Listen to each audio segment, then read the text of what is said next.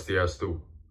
Perkenalkan, nama saya Iketut Gede dari Pangadanan Jaya dengan NPM 2020-3212-2039. Saya dari kelompok 6, mohon izin menjawab pertanyaan yang diberikan oleh Ibu dosen. Pertanyaannya yaitu, tantangan apa saja yang dihadapi perusahaan dalam mengembangkan produk baru? Menurut saya, perusahaan menghadapi sejumlah tantangan yang signifikan dalam mengembangkan produk baru. Salah satu tantangan utama adalah memahami kebutuhan dan preferensi konsumen. Perusahaan perlu melakukan riset pasar yang komprehensif untuk mengidentifikasi permintaan dan tren pasar yang sedang berpotensi. Tantangan selanjutnya adalah alokasi sumber daya yang cukup untuk penelitian dan pengembangan yang intensif. Ini melibatkan investasi waktu, tenaga kerja, dan dana yang signifikan.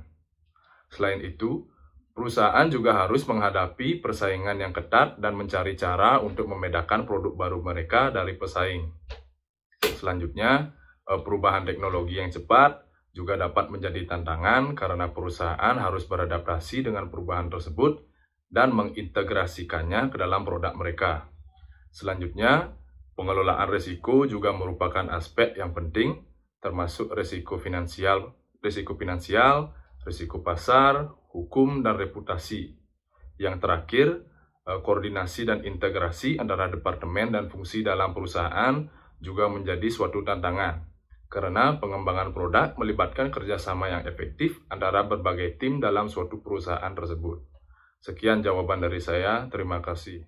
Perkenalkan, nama saya Dewi Ina Permata Adi, NPM 046. Di sini saya akan menjawab pertanyaan nomor 2 terkait struktur dan proses organisasi seperti apa yang digunakan manajer untuk mengawasi pengembangan produk baru. Struktur atau model organisasi yang dapat digunakan manajer ialah ada struktur sederhana, struktur fungsional, struktur multidivisional, struktur model tradisional, model hubungan manusiawi, dan model sumber daya alam. Adapun proses seperti apa yang akan digunakan manajer untuk mengawasi pengembangan produk baru, itu ada pemunculan ide atau ide generation. Yang kedua ada tahapan penyaringan ide atau screening. Yang ketiga ada pengembangan produk atau product development. Yang keempat ada pengujian pasar atau produk yang biasa disebut dengan product testing atau market testing. Yang kelima ada analisis bisnis atau business analysis. Dan yang terakhir ada komersialisasi, yang dimana tahapan komersialisasi menyangkut perencanaan dan pelaksanaan strategi peluncuran atau launching strategi produk baru ke pasar. Sekian, terima kasih. Melanjutkan presentasi. Yang ketiga ada pertanyaan, apa tahapan utama dalam mengembangkan produk dan layanan baru? Jadi ada beberapa tahapan. Yang pertama itu ada penciptaan ide. Jadi penciptaan ide ini tahap pertama yang menjadi pengembangan produk baru. Perusahaan harus dapat mengikuti tren yang berkembang dan melihat kesempatan dari kebutuhan pasar yang ada pada saat ini. Ide tidak perlu dibatasi, dapat diungkapkan dan disusun untuk dilanjutkan ke tahap berikutnya. Jadi yang tahap berikutnya itu yang kedua ada penyaringan ide.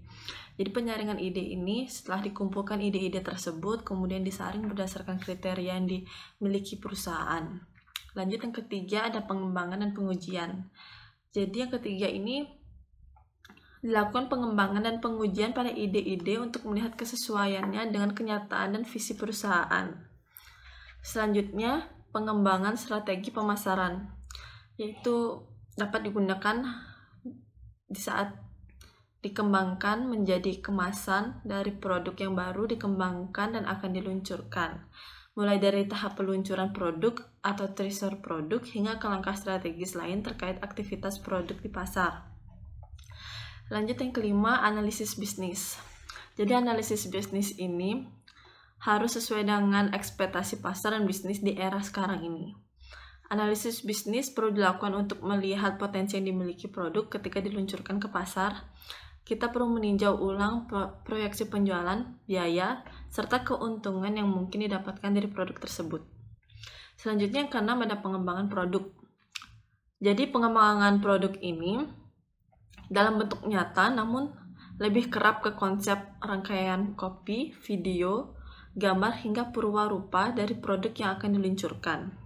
Jika tahapan analisis bisnis selesai dilakukan oleh produk memiliki prospek yang bagus, baru kemudian produk dibuat secara real.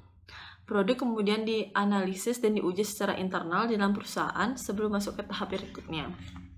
Selanjutnya yang ketujuh, uji pemasaran. Uji pemasaran dilakukan dalam skala kecil untuk melihat bagaimana kira-kira tanggapan pasar atas produk yang telah dikembangkan ini. Yang terakhir, tahapan komersialisasi. Tahap akhir dari proses pengembangan produk baru yaitu komersialisasi, di mana harus memperkenalkan produk ke pasar.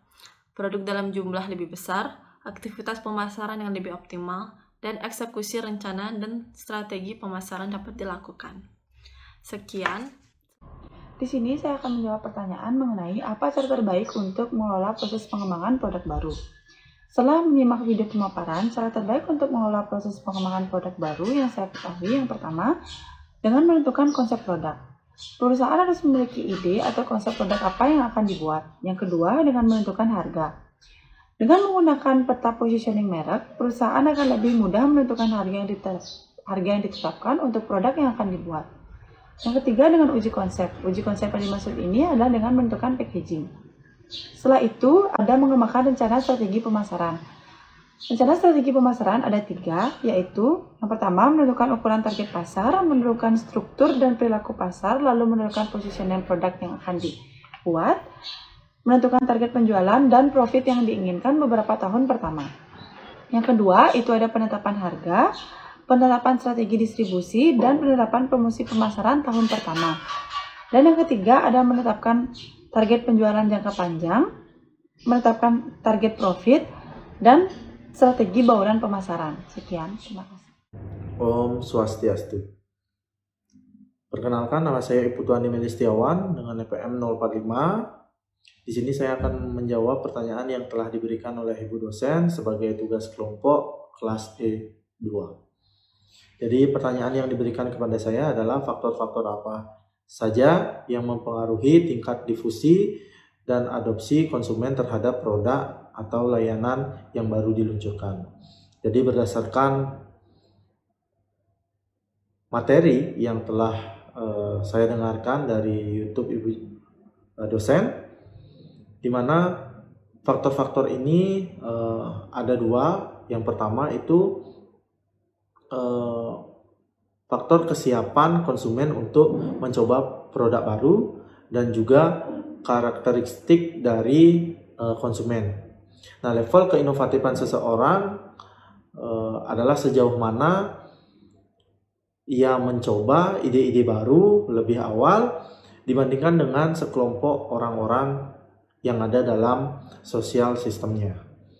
Jadi semakin inovatif seseorang, maka tingkat adopsi mereka tentang produk baru juga akan semakin awal. Dan yang selanjutnya itu faktor yang mempengaruhi proses adopsi adalah karakteristik. Nah, dari karakteristik yang dimaksud ini karakteristik dari inovasi dan atau produk baru itu. Nah, yang pertama itu ada relatif advantage atau keuntungan relatif. Yang dimaksud adalah manfaat yang diberikan dari produk baru tersebut, atau bisa dikatakan tingkat di mana produk tersebut dianggap lebih baik dari produk yang ada. Sehingga kita bisa simpulkan bahwa keuntungan relatif ini menilai sejauh mana produk baru dapat memberikan atau terlihat superior dibandingkan produk yang sebelumnya. Nah, yang kedua itu ada compatibility atau kesesuaian. Nah, jadi sejauh mana produk baru ini sesuai dengan nilai dan pengalaman individu mempergunakan produk yang udah ada ataupun yang lama. Atau bisa dikatakan tingkat di mana suatu produk konsisten dengan nilai yang ada dan dengan pengetahuan tentang produk, pengalaman masa lalu, dan kebutuhan saat ini. Nah, yang keempat itu ada kompleksitas atau kerumitan. Nah, ini membahas sejauh mana produk baru dianggap sulit untuk dipahami atau sulit untuk digunakan, atau bisa dikatakan semakin rumit produk tersebut maka semakin lamban proses penyebarannya. Nah, yang kelima ada divisibility atau dikenal juga dengan trialability. Jadi sejauh mana produk baru dapat dicoba oleh konsumen dalam waktu atau jangka waktu limited atau tertentu. Yang keenam, itu ada communicability, artinya sejauh mana manfaat dari produk ini dapat diamati oleh konsumen, tingkat di mana manfaat atau hasil lainnya dari penggunaan produk dapat diamati oleh pihak lain dan dikomunikasikan ke target konsumen.